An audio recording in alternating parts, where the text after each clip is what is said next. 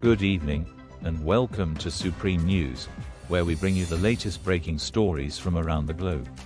Maduro declares Christmas will begin in October amid Venezuela's crackdown on dissent. Stay tuned as we bring the news in details.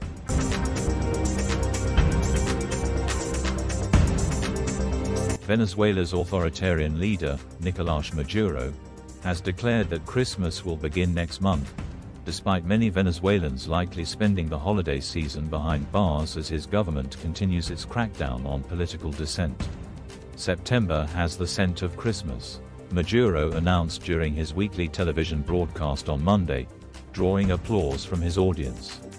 This year, as a gesture of gratitude to all of you, I am decreeing the start of Christmas on October 1st. Christmas has arrived for everyone, with peace, joy, and security, he proclaimed.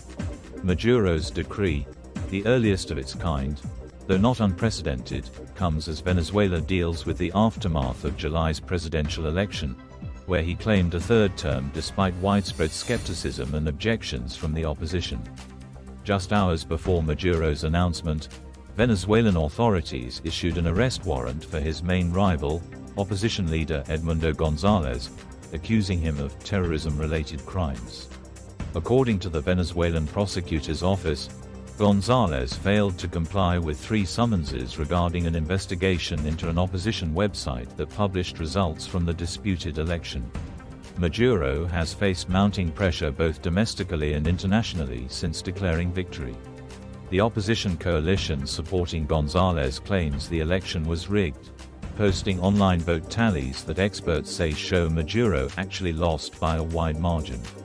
The US and other neighboring governments have called on Venezuelan authorities to release detailed voting data to verify the election results. This week, US officials also announced the seizure of a Venezuelan plane used by Maduro for international travel in the Dominican Republic. A second plane linked to Maduro is under constant surveillance by Dominican authorities, according to a source familiar with the situation. Protests over the election in Venezuela have been met with harsh repression. Around 2,400 people have been arrested, while many others are fleeing the country. Some remain in hiding, telling news agents they fear stepping outside due to intimidation by government supporters. According to Human Rights Watch, this crackdown is the deadliest in years, with the organization documenting 11 killings in the context of mass political protests over the July 28 vote. This year has been much more intense in terms of the number of deaths related to post-electoral violence and protests, HRW's America's director Juanita Gerbertus told Newsagent. Non-governmental organizations report that 24 people have been killed. In terms of detentions, more than 2,400 people have been arrested, far exceeding the numbers we saw in 2014 and 2017, Gerbertus said, referencing earlier cycles of protests in Venezuela that were similarly met with violent repression. Despite his cheerful demeanor on Monday, Maduro has been leading the crackdown, ordering the opening of 2 new prisons to house detained protesters and calling for the imprisonment of everyone in the streets. He has also backed an operation informally called Operation Knock Knock, a nod to a popular Venezuelan Christmas song, repurposed to symbolize government security forces knocking on the doors of dissenters. Knock knock, don't be a crybaby, you're going to Tocaron, a jail, Maduro shouted at a rally last month. This isn't the first time Maduro has extended the official Christmas season in Venezuela, which often comes with extra bonuses for public employees and more extravagant gifts in government distributions. Last year, he declared Christmas would start on November 1st but later regretted not starting it sooner.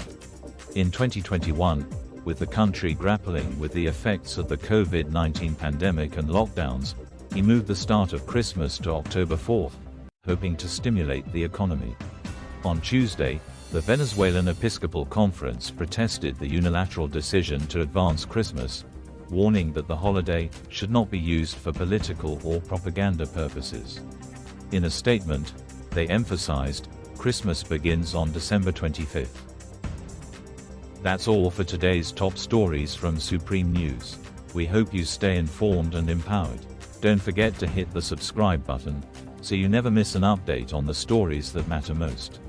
Stay tuned, stay supreme. See you next time. Bye.